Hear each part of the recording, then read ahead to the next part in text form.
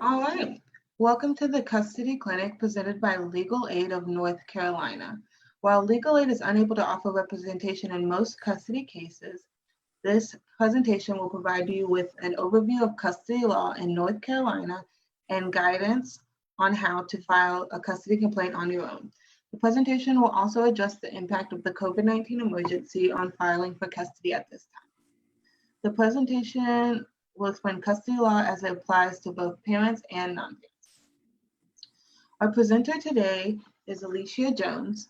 Elysia is a supervising attorney for the Raleigh office of Legal Aid of North Carolina.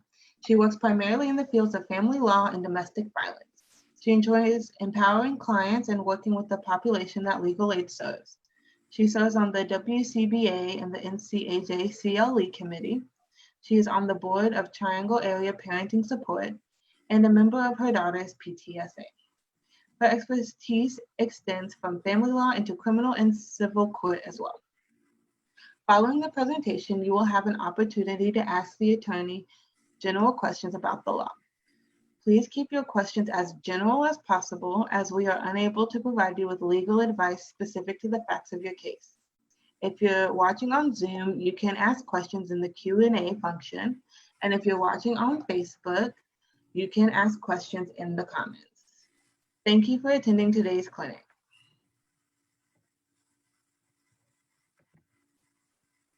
Hi, welcome.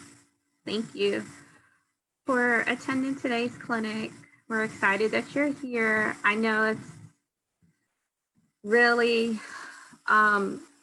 stressful time now thinking about custody in terms of what to do, especially with COVID and whether courts are open and what you're supposed to file and what will do for you. So hopefully we can answer these questions for you.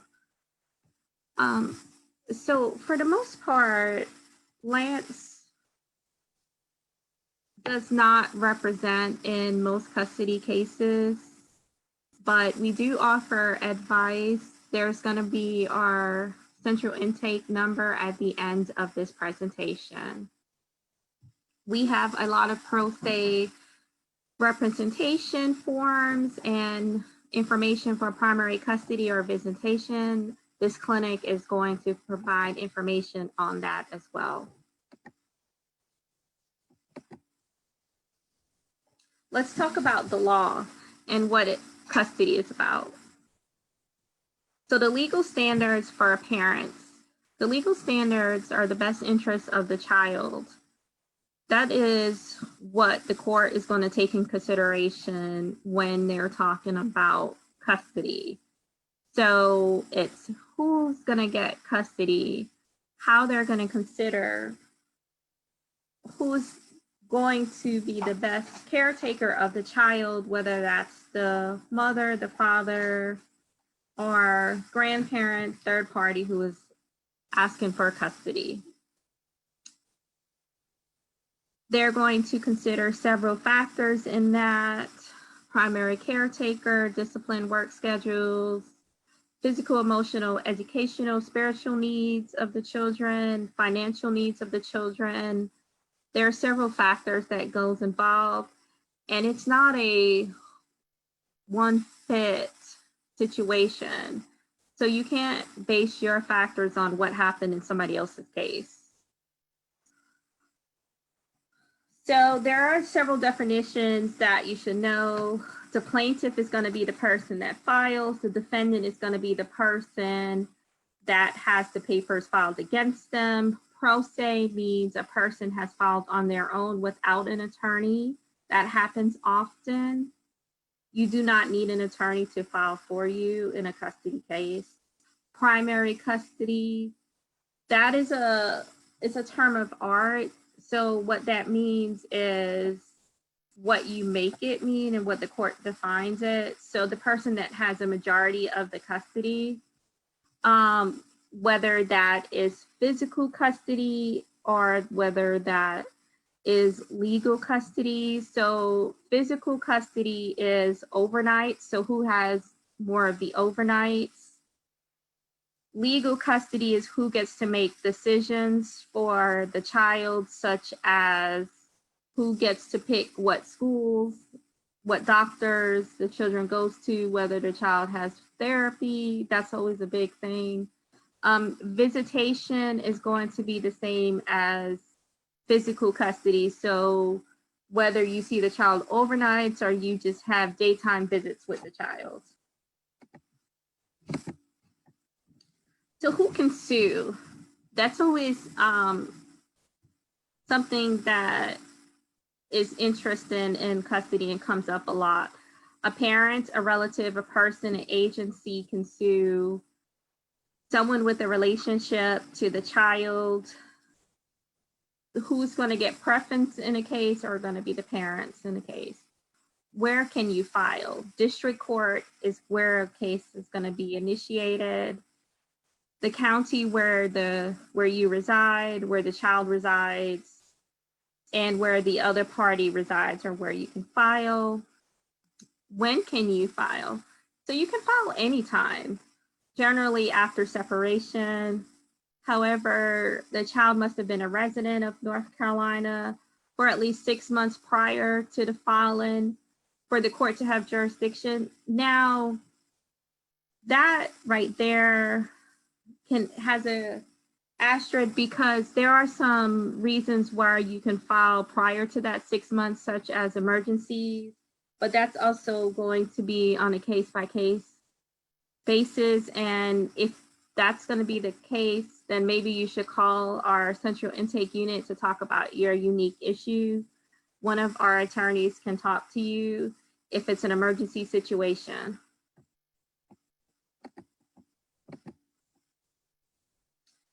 So parental rights. So unless there's an order, both parents have 50-50 rights, meaning equal rights. So either parent can take the child and do what you want with the child. So if you wanted to take the child to the store, mom or dad has the right to take the child, can pick the child up from school, can make decisions on which doctor the child sees, any of those things. The law enforcement cannot get involved in those cases. Those are going to be considered civil cases.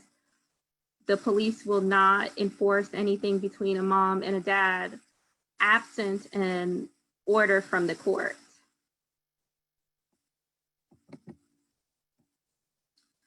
So it's very important to decide what you're seeking when you're asking for custody. There are several different terms. There's joint custody, exclusive custody, or sole custody. There's visitation. These are different terms that custody are used. It's so joint custody is where the parents share equally in rights. So you would share time, usually. You can share decisions. You would share overnights, basically, so the child could, it could look different for each situation. So you can have like a week on, week off schedule. You could have what they call like a 2-2-3 schedule. So the child would stay with mom 2 days a week, then dad 2 days a week, then alternate weekends. And then both parents get to communicate equally about schools and doctors.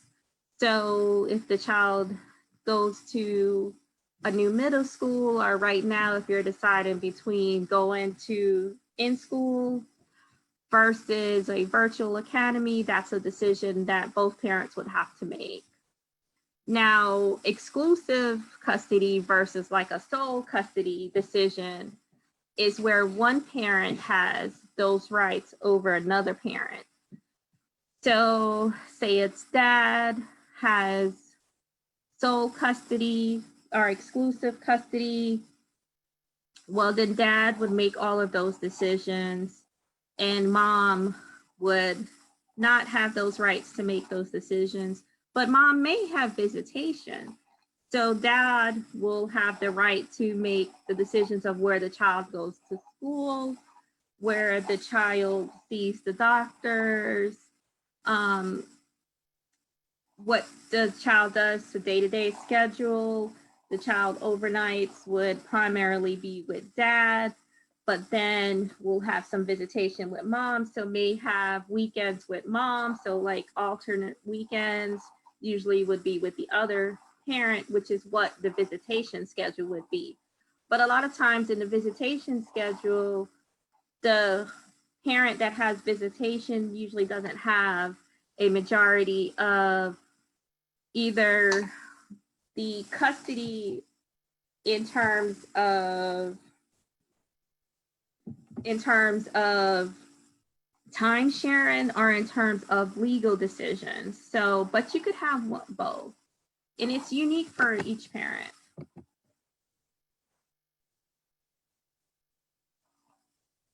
So, do you need to file custody?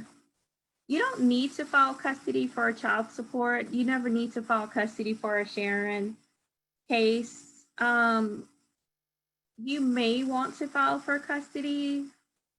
It's not necessary. There's no requirements that say you have to have a custody action. Child support has their own case load. They have their own court. It's called Child Support Enforcement Court, where you can do child support on their own. They have county attorneys that will work with you, and you can file for child support through them without filing for custody. And as you can see, welfare assistance, school enrollment, medical insurance, and child care are also not needed for custody. So if custody is an issue that you don't want to go through, but you needed these other assistance, you actually don't have to file for custody.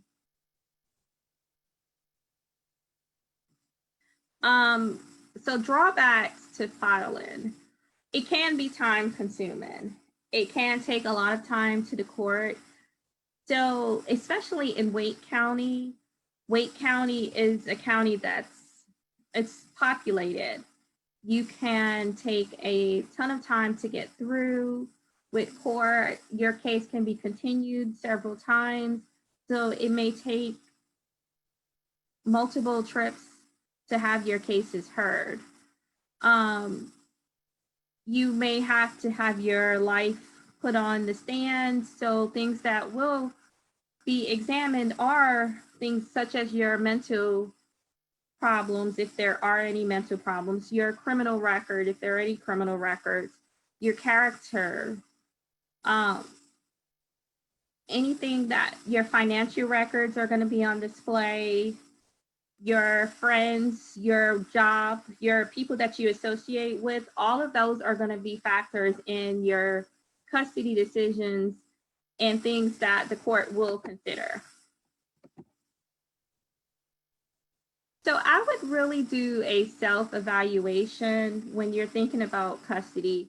You want to make sure that you look at things such as your employment, pending and past criminal charges, driver's license. Those are really big things. The court is going to assess how are you going to be able to take your kid from point A to point B, where you're living. Does the child have a stable place to be? If you have any mental stability, are you getting yourself taken care of? Because if you're not taking care of your mental health, then the court is not going to trust that you're going to be able to take care of someone else's mental health and their mental needs. Any prior court orders. So especially in cases in places like Wake County, where you would have the same assigned family court judge, those prior court orders are going to be used against you or used for you. So if you have full custody in another case, that's going to help you, saying that you were a great parent, and can be used to assist to show that you did really great in raising this other child. But if you also were convicted of assault in a criminal case, or you lost custody in another case, that judge is likely going to be the same judge to show that, hey, I'm going to have concerns of you having custody in this case. So those are things that you would really want to consider before filing an action for custody.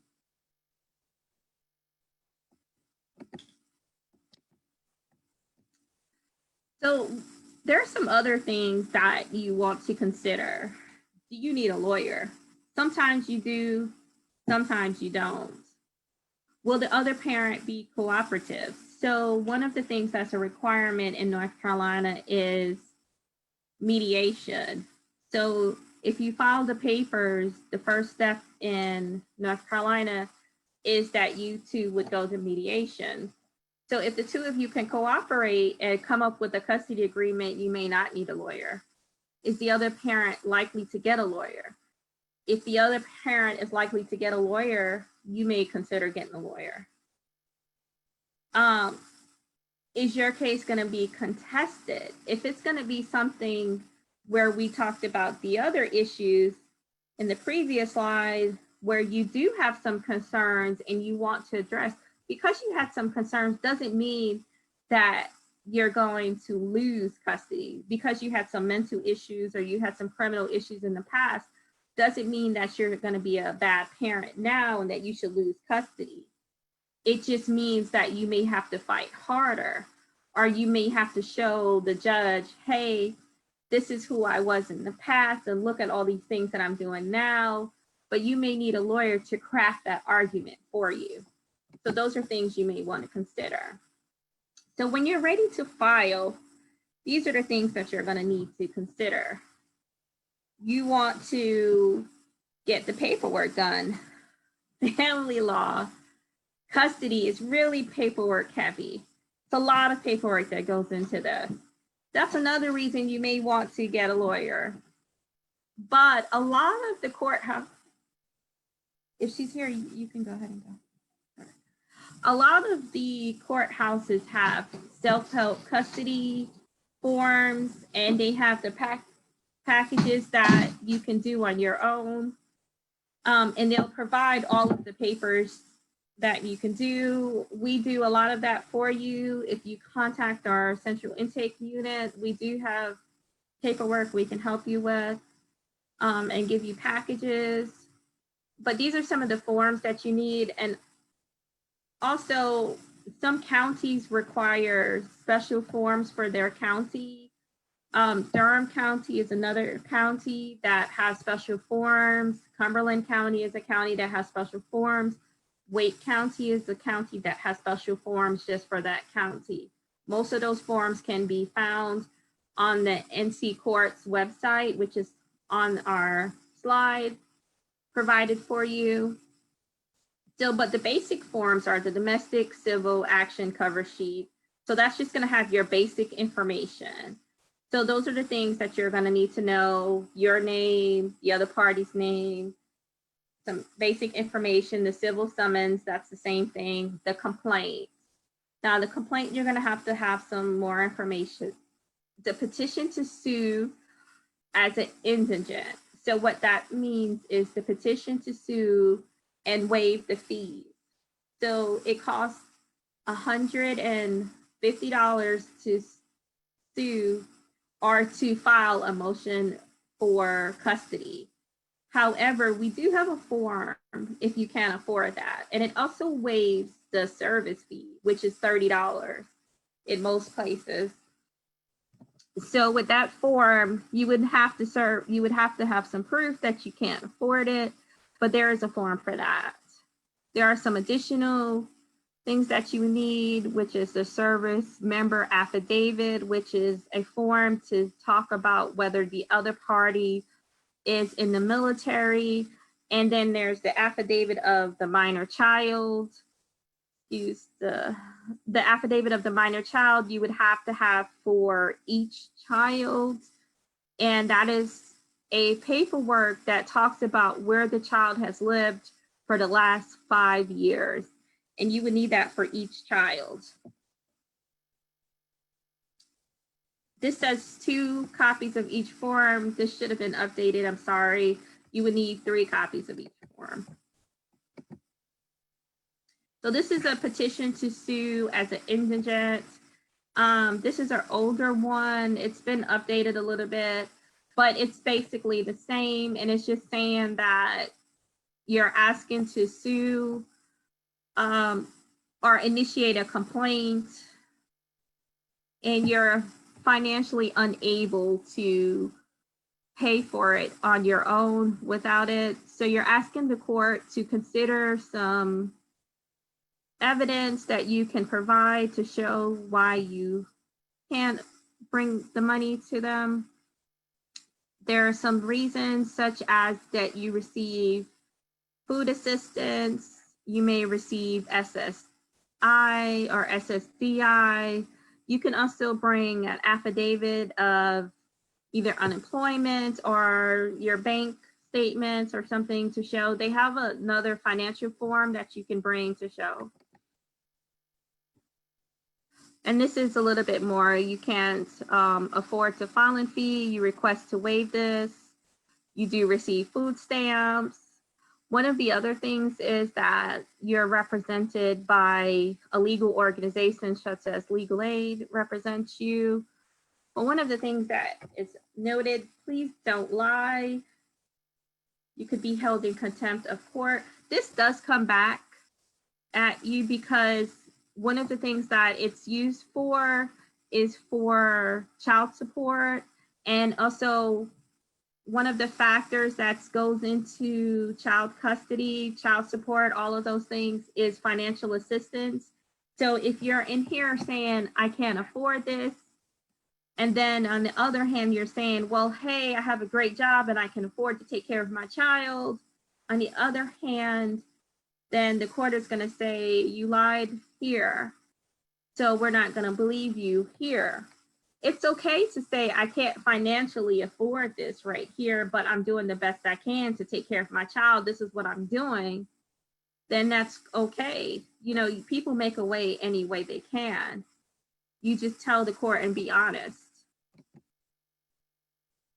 This is the civil summons. This is the way that you use to serve the defendant. This is what you use to serve the defendant, your complaint. Most of the time, the sheriff will serve the defendant with the complaint.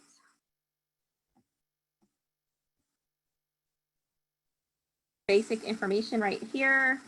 So you would just need like your name, your address, the defendant's address. A lot of times people can't find the defendant's address. That will hold up being able to initiate a complaint, because if you can't find the person's address, then it's going to be difficult to start your case. Here's a bigger copy so that you can see, and that's just pretty much what it says. This is the domestic civil action cover sheet. Again, it's more of the basic information, the same thing. So it has your name, it has your county. So you are the plaintiff if you're filling this out. The defendant is going to be the other party. So if you're the mom, then you're the plaintiff right here. Or if you're the dad and you're the plaintiff filing for custody, then you would fill in this box. And then if you are the person that is receiving this, then your information would be right here. The person that you're filing against would be right here. So then if the summons submitted, yes, right here or right here. You could put it either way. Counsel for all. So you can just put all plaintiffs or only party listed. So initial filing, you would put the county, whatever county you're in. You can leave this blank unless this is, and this will be your initial filing. So there will be times that this will be a subsequent filing. So there's times that you can't get a party served, so you didn't know the address initially. Then you would have to file this again. So that would be a subsequent filing. You'd put your telephone number in here, cell phone number. You leave this blank unless you had an attorney. You put your email address right here if you were filing this on your own. You put your name. Juries are not pleaded for in this case, so you wouldn't ask for a jury in here. This is an older one, but it looks almost the same. So this, you would ask for a complaint. Right here, you would ask for custody. I wouldn't ask for child support in this kind of a case. I would go through child support enforcement. But you could ask for divorce if you were asking for divorce. But this is for custody. So I would just do custody right here, date and sign. Okay. And then it would be 3 copies. Sorry.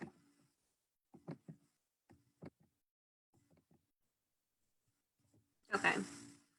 So the cover sheet for custody, mediation, this is for Robeson County. Every county has different ones.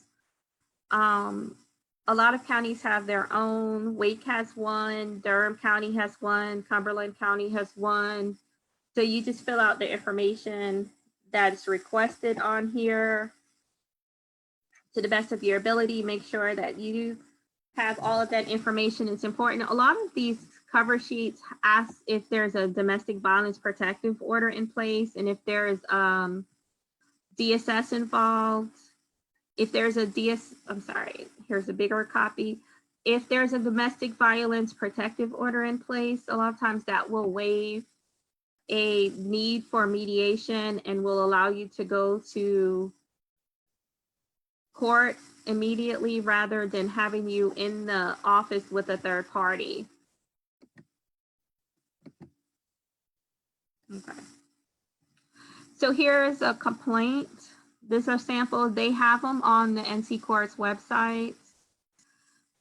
So let's talk about it. This is general. So you would put your county right here, your name, the plaintiff is right here versus the defendant right here. And this would be for custody. Then the county that you lived in, then your name and your phone number and who you are, mother, father, grandparents. Then the defendant is the mother, father, grandparent. Now, if it's going to be a third party meaning or a grandparent, I would contact an attorney about grandparents' rights or third party rights because that's going to be a little different. I'm not going to go into great detail about that. However, I will tell you that you would have to plead or file against both parents, even if one parent is deceased or you don't know who the parent is. There are certain ways you'd have to file against that. So if this was, I am the grandparent, you would have to file. Defendants are the mother and the father. And I'm sorry. So North Carolina has the authority to decide the case. The child has lived in North Carolina for the past 6 months. The children lived in here, one of these reasons. No other state has interest, so you would mark all of these. One of the things about custody is that if there is a custody order in another state, then you can't file in North Carolina without consulting an attorney. Because there are other forms that you would need to file, such as registering the order from the other state. Because so custody is, it's a little bit complicated. It's what they call original jurisdiction. So if it remains where you originally filed, so wherever you originally file is where the case starts. If that is something that you are thinking about moving or order from another state, that's another reason that you may want to consult an attorney about, because that may get tricky there may be ways around that, but you also need to talk to an attorney about that, because that's what some of these questions are pertaining to. However, this is presuming that there's no custody order in place. Now, unfit person to have custody or visitation, you're always going to say yes, then the child's name and birth. These forms are going to look different compared to whether there's local forms or not, for what county you're in. The minor children have lived with. So this is where you're going to put where the child has lived with, who the child has lived with, where and when, and this is for the last 5 years. And this is right here is going to be especially for a third party. Now, this is for the Servicemen Relief Act, the Service Members Relief. So if the defendant is in the military, you have to fill out a form. You have to check to make sure that the member is not in the military. But if the member is in the military, there's a form that you would check to see if they are or not. You can look them up to see if they are in the military on a special website, but you can also add special details to say how you would know if they are or not.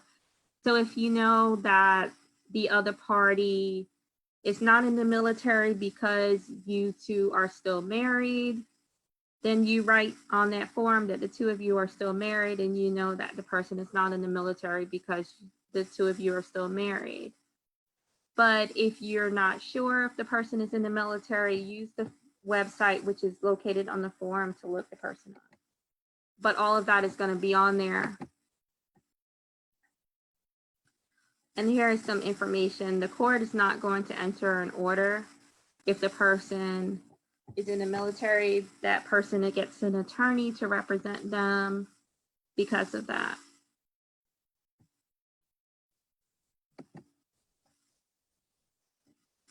So this is the affidavit as to the status of the minor child. So this is also part of the complaint. It was already in the complaint, but this is required as well. And this is for each child. This is this is the plaintiff's information again. This is defendant's information again, the name of the child, date of birth, birthplace of the child. This is where the child has lived for the last 5 years, who the person has lived with, and the current address of the person. So if the child has been in any kind of litigation, so say there was a domestic violence protective order that has given temporary custody, you would put that in here and who had custody.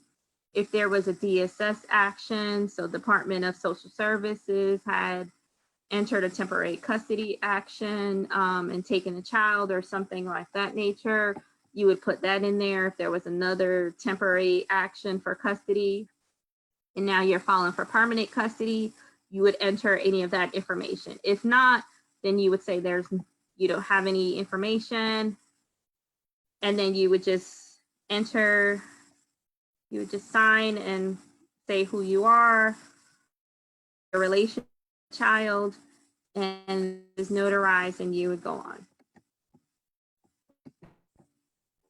So how to file. So you either pay the fee or you do the petition to sue. That has to be approved by the clerk.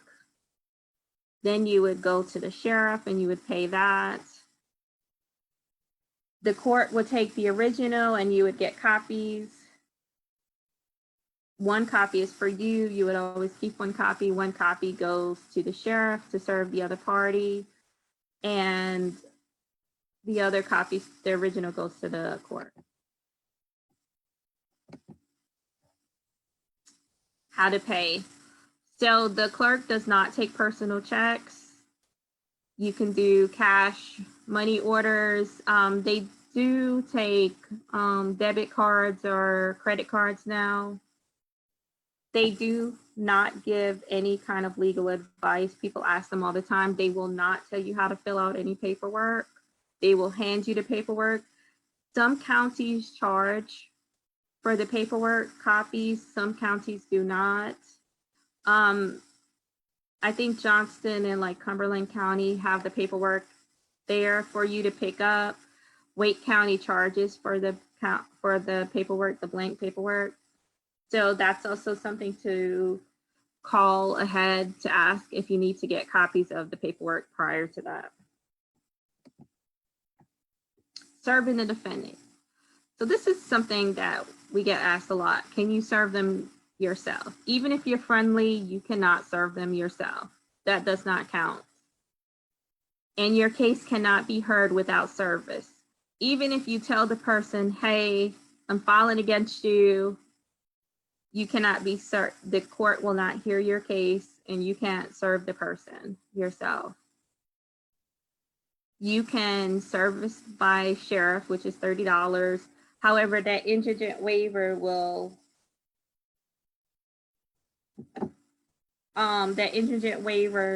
waive that fee. But you can also do it by postal service, which is about $7. And that way, the postal service, you would just file for them to pick that up. However, I would just prefer the sheriff to be on the safer side.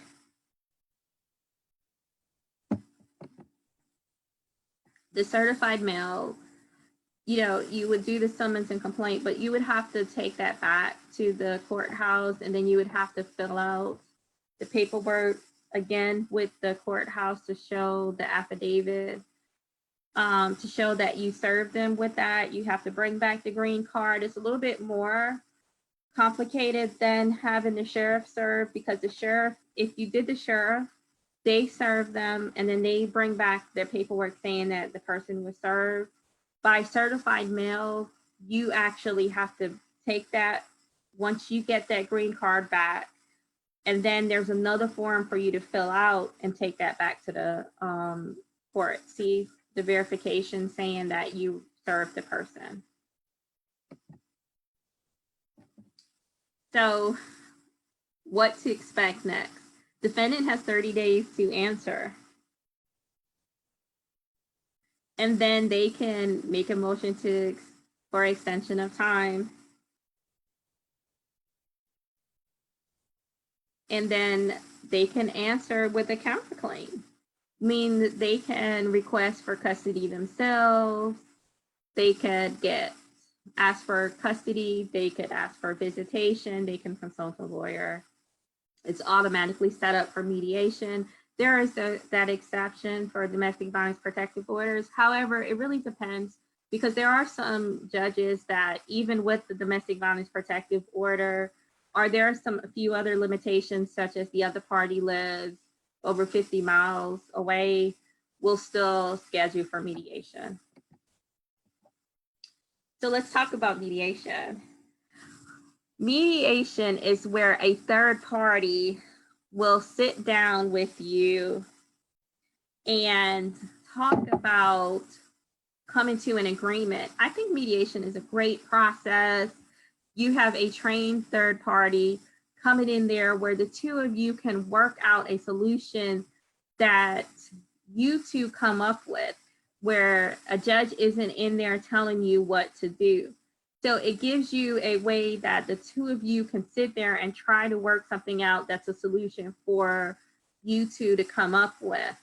Now, what happens is you get a date for orientation. Orientation goes over what mediation is about.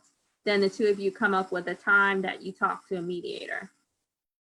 And hopefully that works.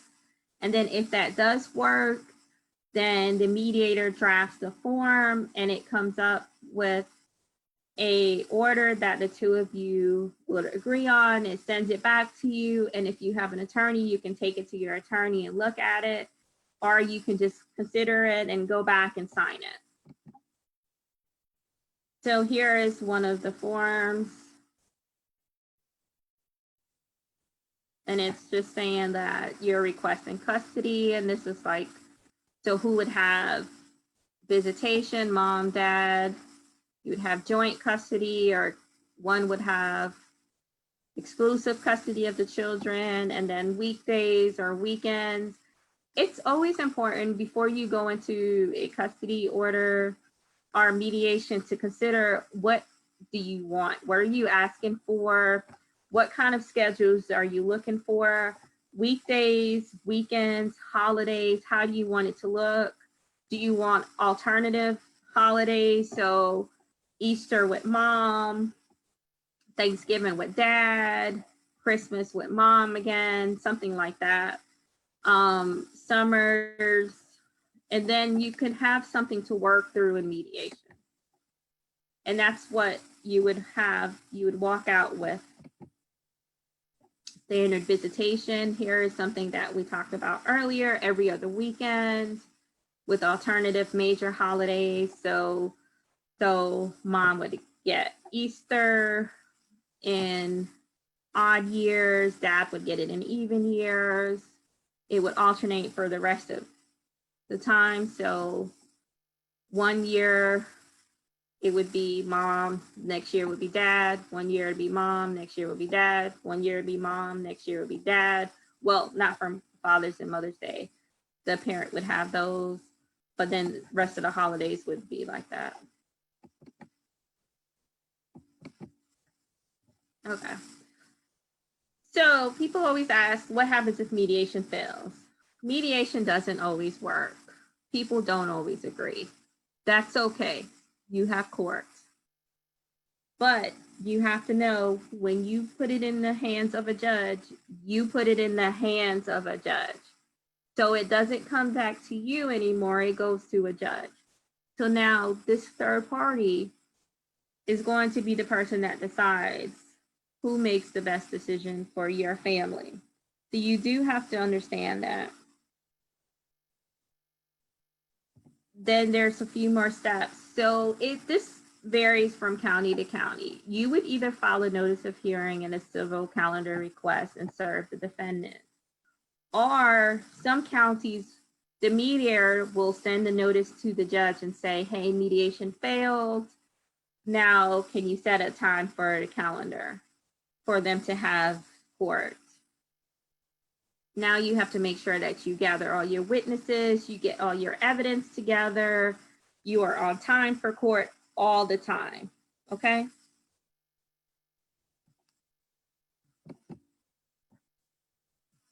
This is one of the calendar request motions. All of these are usually on the website. If not, you can contact the clerk in any of the counties and they can help you with where to get the paperwork from.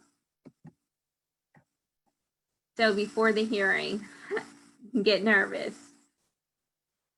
So if you voluntarily dismiss your case, sometimes you decide, hey, the two of you can work things out, then it stops everything, and then you can pick it up again in a year. That's your last resort. So only do that if you really decide working it out. Preparing for trial, dress conservatively, dress for court. The judge will judge you from the time you walk in the door, okay? So tuck your shirt in, don't wear a hat, look like you're going to court, okay? Be on time. The judge will dismiss your case if you're not on time. Please make sure that if your vice is drugs, you don't do it during court. And I have had clients that were drug tested at court. People, especially if that's one of your hot issues, if the other parent says, hey, one of our things is this parent is on drugs, or I think this person has an issue. One of the things that a judge may do is, hey, I think I'm going to do a pop drug test today. They can do that. Always tell the truth, even if it's something that is going to go against you, because the judge is going to respect your honesty. And maintain your composure, stay cool, calm, and collective. Don't argue with the judge. It's not going to be a pleasant situation. Nobody wants to be there. That's not a place that you pick to be. Nobody goes into having a child and think that's where they want to end up. So it's not a pleasant experience for you or anybody else in that courtroom. But understand that that judge is judging you. So every move, when you start arguing with that judge is judging you. So when you are sitting there saying, you know, I understand you can be emotional and all of that, but practice, think about it. Think about what triggers you and try to calm down before you get there. If you need a minute, tell the judge, can I have a minute? Okay. When testifying, stay calm, speak clearly, because they need to hear what you're saying, make eye contact. And it's the judge that's just making the decisions. There aren't any juries in these cases. After the hearing, the judge is going to be the one that makes a decision. Sometimes they give it to you that day. Sometimes they'll make you wait. You must comply with this order, no matter how you feel about it. It's final. That's what the judge decides. If you violate it, you can be punished by going to jail. You can be punished by having to pay a fine. Modifications is going to be a substantial change in circumstances. So a substantial change is going to be something major. So in summary, fill out the forms, file the forms, serve the defendant, attend the mediation, attend the hearing if that's necessary, follow the court order. If there's something that's in that order, make sure that you follow it. Don't start deviating from the order. So if you decide that custody is how you're going to proceed, if you get an order after a hearing and that order says pick the child up at 5 o'clock on Fridays, pick that child up at 5 o'clock on Fridays. So good luck. Here is our legal aid helpline number, 866-219-5262. You can always look online. We have lots of forms. We're always willing to help. NC Courts has lots of forms. They have the pro se forms. And a lot of our local courts have the forms as well. And now I'm looking forward to questions.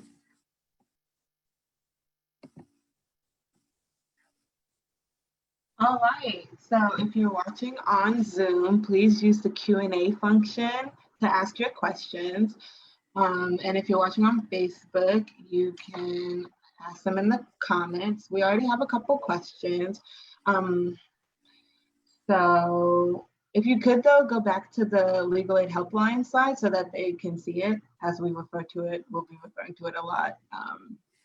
Yes, sorry. Thank you. So the first question in the Q&A is, are you able to file now? Asking because of COVID. Yes, I'm sorry. I meant to bring that up. So you are able to file. I would check with your court prior to going to the courthouse just to make sure your court is open. With COVID, there are courts that have closed on periodic basis due to cleaning, due to exposure issues. So just make sure that before you go up there, that they're open and what their procedures are. Sometimes they have limited hours or they have certain places that you need to file. Okay, perfect. The next question, so it's a little specific, but so this person has a child and the other parent won't let them see the child. And the child is 7 and the other parent has been keeping the child away from this parent for a while. What can this person do to get a custody order? Okay, so if you don't have a custody order, then I would follow all the procedures that we went through in here with filing. It's going to take a little bit of time to get into court and to do everything. I would outline your previous schedule and saying that you used to see the child on a regular basis. Make sure you put all of those allegations in the custody complaint, saying that you had a loving relationship with your child and that you're an appropriate parent, that you want to see your child, that the other party is keeping your child from you, and ask for the custody schedule that you're looking for. But you're not, there isn't any emergency situation in that matter that you're going to be able to get like a immediate help with. Okay. Next question is on Facebook as well, and it says, I filed back in February. Do you know when court mediation may resume? So it really depends on the county. Each county is doing something different. And a lot of counties are already doing mediations now. So I would contact that coordinator for that county and just ask them when yours is scheduled for, because it should already be scheduled. And they should have an office that handles that. Okay, next question's in the chat. It's also a little specific. I'm just gonna kind of read it out, but okay. Sorry, it's just long. So it says, my ex-husband has my teenage daughter since our separation. He is a non-blood relative and he never legally adopted her. She wants to live with me. We had a temporary custody order saying that she would be staying with him, but it was never modified. But it has been more than a year since the order was granted. Do I have to file a motion to change the temporary custody order? Since he isn't her blood father and not adopted, do I have the right to have her live with me? So if there's a custody order already in place, then there's some kind of allegations and the court has already stepped in and made some kind of findings. So you're going to have to modify that through the court. But if it's a temporary custody order, then you don't have to modify the temporary order. You just have to set it for permanent hearing. Okay, great. Next question is this the same as guardianship? Is what the same as guardianship? The custody? I'm not sure that's all the question was. So guardianship is only in certain cases. It's if their parents are deceased or if there's like a DSS, Department of Social Service case. Those are the only times you can get guardianship. Otherwise, you would have to apply for custody. Okay, great. So somebody asked, I have an active DVPO against my spouse. How will this affect custody? So you could have a custody provision in there. A domestic violence protective order can have a temporary custody, which could last up to a year. And then you can file for custody after that. And then that custody order would override it. So if you had a trial, those terms can be used as helpful in there, but you can also use that as saying why the two of you can't co-parent, or saying something of nature of why you would want legal custody in that case. But it really depends on what you're asking for in custody. It could help you, but it depends on what's in that domestic violence protective order. Okay.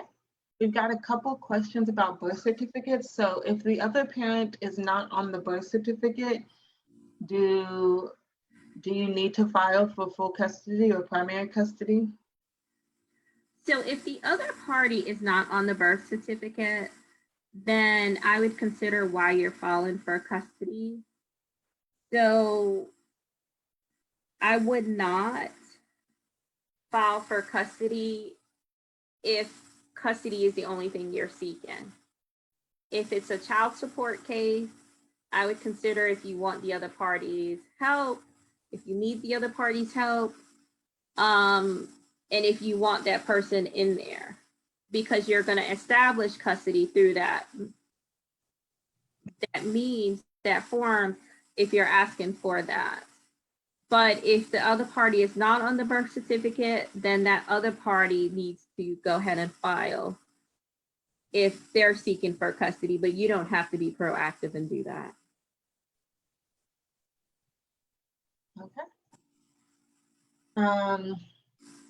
So the next question says, can my ex legally keep my 3-year-old daughter from me? He has been deciding her time with me, and I don't want to call the police if possible, but custody will take a long time. I see her once in a while, but he has said he's keeping her indefinitely.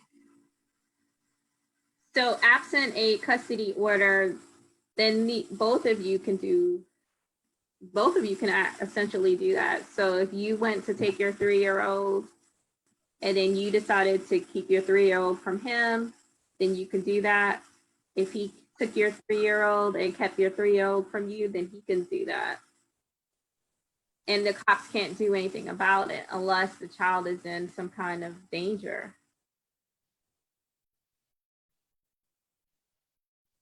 Okay. But in that case, I mean, I would really suggest filing for custody. It's going to take a while, but it seems like custody is needed in that case. Okay.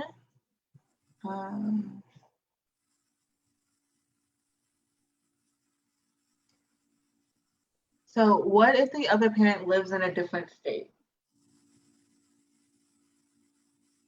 What's the question about that, though? That's all they had. What if the other parent lives in a different state? I guess just how it affects custody or serving, maybe. I mean, you could still serve a person in another state. So you can still file for custody here and serve them wherever they live. I'm not sure what else you're asking. With the time sharing will be different depending on where they are. So if that's what you're asking, maybe the person will get summers and you would have primary visitation, like you would have primary custody and the other party would have visitation in the summers or holidays or something of that nature. That's possible. There's a way to have a shared custody as far as legal custody, but it may be like a secondary custody. So maybe if the child has major surgery, then you would call the other parent to discuss that, but you would make all the day-to-day decisions, if that's what you're asking.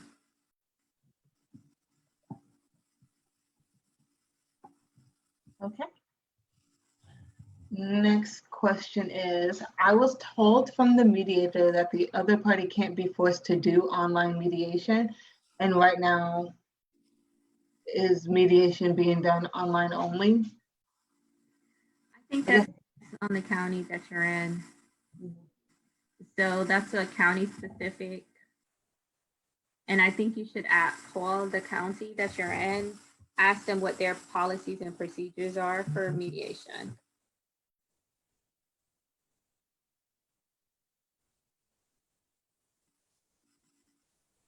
All right.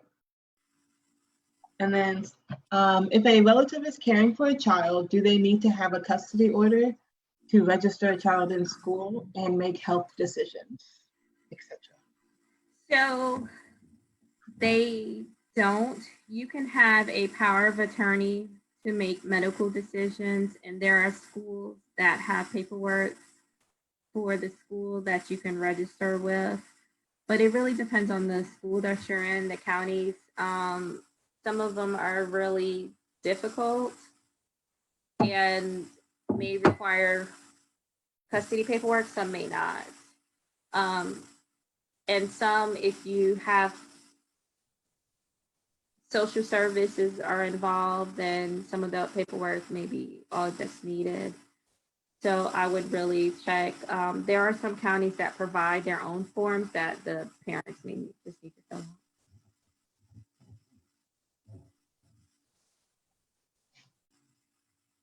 All right. If a parent violates the custody order, what should the other parent do?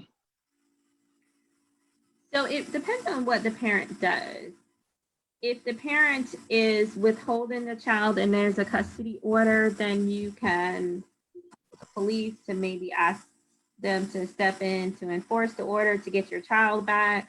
You can file a motion for contempt to ask the judge to hold them to the order and say that they're violating the order. If it's about child support and they're not paying, then you can ask the judge to step in to ask them to enforce the order and pay for it. You can ask the judge to modify the order. So you can ask for a motion for contempt and modification to ask the judge to say, hey, they're not following the order as written. I think the order should be changed and they should be punished for that. And I think I should have more time and they should have less time because they weren't following the order. So there are several different things.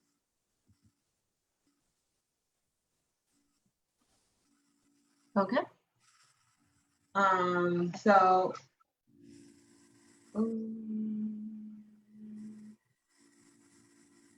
okay. Well, so this next question was ultimately about not being on the birth certificate, and we've asked about that.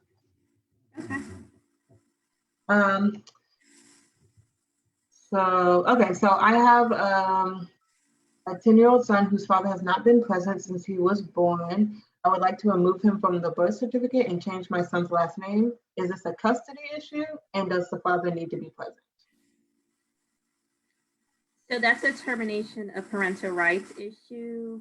That's not a custody issue. It's a little bit more complicated. I would seek advice from an attorney. Okay. How long does the process usually take?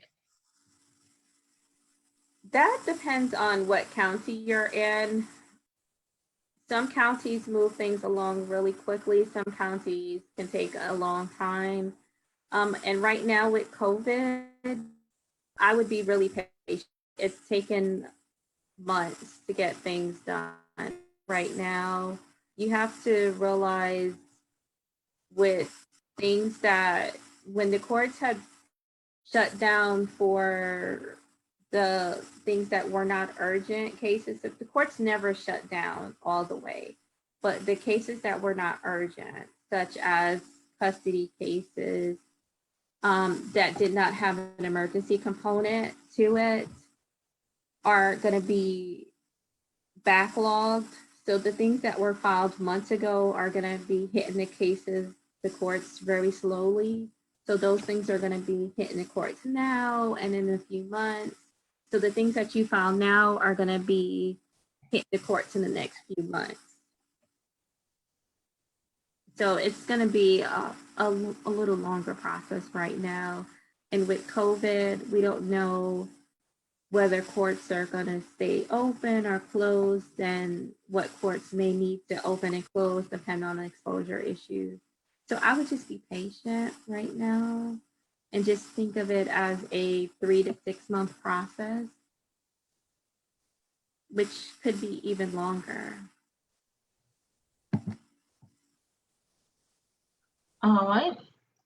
And then next question says, I've already tried the mediation and neither parent signed their agreement, and the judge ended up closing the case. What do I need to do to get the case reopened? If the judge closed the case, I'm not exactly sure why the judge closed the case and what the status of your case is. So you may have to pull your file. If they close it for failure to prosecute, mean failure to move with the case, then you may have to file a motion to have the case reopened. But I'm not exactly sure what's going on in your case. You may have to set it for a hearing. You may ask for the case to be heard again and just put it back on the calendar. I'm really not sure why it was just set and closed. But if it was just failed because mediation failed, then you should just set it for hearing. However, I think that's a specific issue that may need to be looked into. Okay.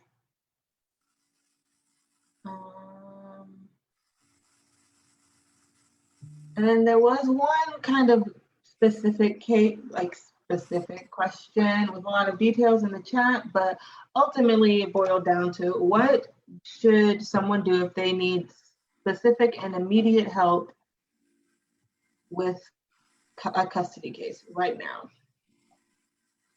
So feel free to call our helpline, contact one of the shelters that are open. There's always help out there. The clerks, you can get the paperwork at the clerk's offices and any of the courthouses, and nccourts.com has the paperwork as well.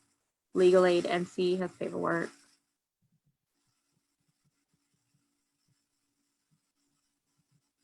All right, that looks like all the questions.